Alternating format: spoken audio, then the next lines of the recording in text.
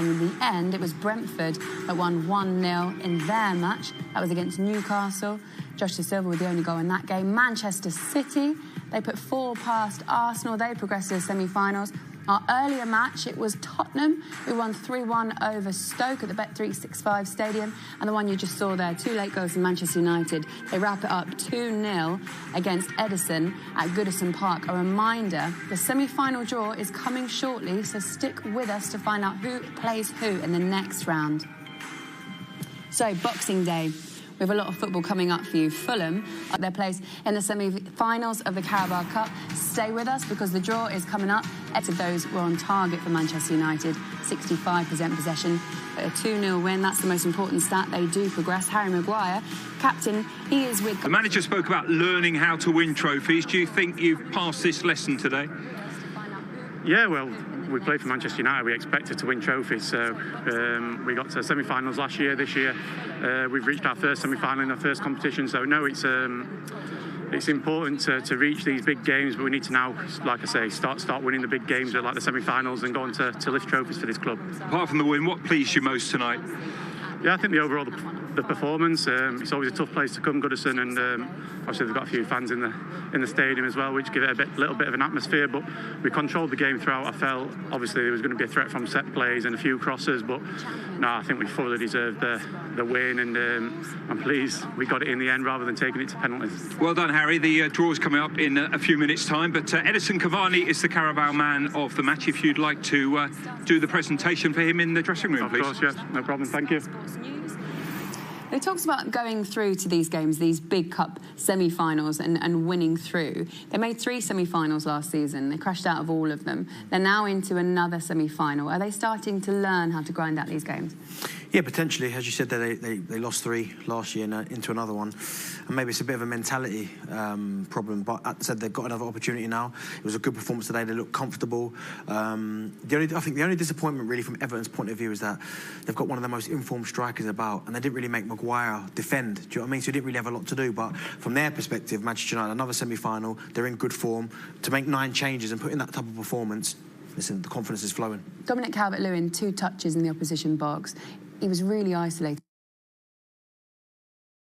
You hold on to it. You can't quite tell, but the moment you do that, you run that risk of the... Going on before that incident, as Darren said, you're given the officials a decision to make if you raise your hands.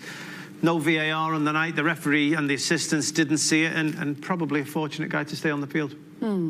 He did go and score the goal, which for Everton fans, it will be... Made a difference. Rashford made a difference. So, I mean, it's a good night for Manchester United. Confidence boost for the rest of the season. That double change was important, wasn't it? Because Anthony Martial was only on the pitch for 23 minutes, got a goal and an assist. It did, yeah, and it's a kind of surprise because I thought Cavani, to be fair, was the one coming off. We spoke about it, about who I thought Greenwood would have stayed on, but listen, it turned out to be the right decision. And Martial, great finish at the end. We talked about that midfield trio, Pogba, Fernandes, Donny van de Beek, all starting a game for the first time. What was our overall analysis of that? I thought it worked well for them. I thought, you know, as Harry Maguire said in his interview, I think Manchester United dominated the opening half an hour. Could have been a couple of goals up at that point. Everton grew into the game, certainly at the end of the first half, started to get into the Manchester United penalty area, create chances themselves, and we saw a bit of a rearguard action from that midfield trio in that point. And then in the second half, again, I think, unfortunately for Everton, that trio probably took control of the game again, and they were the team on the front foot, creating chances. Everton didn't have a shot on target in the second half. It was chance after chance for Manchester United. There was a worrying moment in the game with Richarlison where he got sandwiched between 2 players and he looked like he took a clattering, didn't he?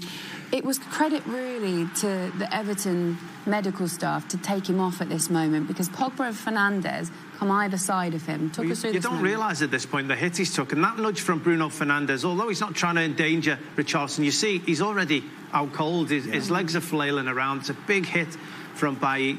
Richarlison obviously doesn't realise what's happened. He's still trying to stay on the field, and thankfully the Everton medical staff take him off the field. But You know, they seem innocuous, those challenges that Bruno Fernandes has done there. But Everton have been on the receiving end of two now. There was a similar one that Heung-min Son did on Gomez at the end of last season. He didn't mean any injury by it. He propelled the player into another on-rushing player in Aurier. There was a serious injury on that occasion. There's a serious injury there. Do you have to take those decisions out of the players' hands as much as possible? Is that the important thing here? Because Richarlison obviously will want to stay on the pitch, but isn't really in the position to make that decision himself. Yeah, of course. I'm so glad, as Leon was saying there, that they took it out of his hands, because you looked at Richarlison when he got up, he was still like, no, I want to continue. And I think that was good, because you can't, especially in them situations where you take a blow to the head, he's probably concussed, he looked like he'd been knocked out. You can't allow him to go back on the pitch, because again, it could be more serious damage. So I'm glad they took it out of his hands. It has to be a medical decision at that point, because Richarlison's arguably Everton's best player. The manager doesn't want him to come off, the player doesn't want him to come off, so who can make that decision?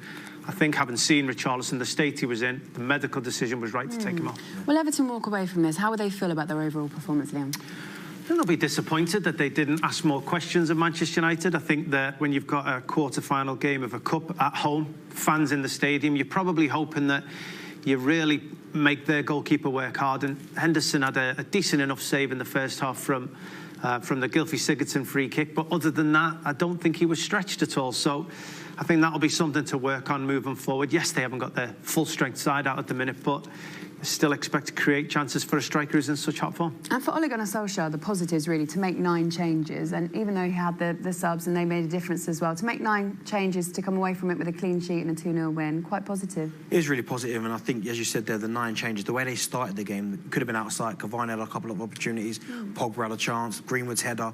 So I think for him to make them changes and then still start as strong as they were and be comfortable for most of the game, you have to say Ole Gunnar Solskjaer, well played. OK, so Everton out of the Carabao Cup at the quarter-final stage. Let's hear from their manager. Carlo Ancelotti is with Guy Havard. Carlo, did your team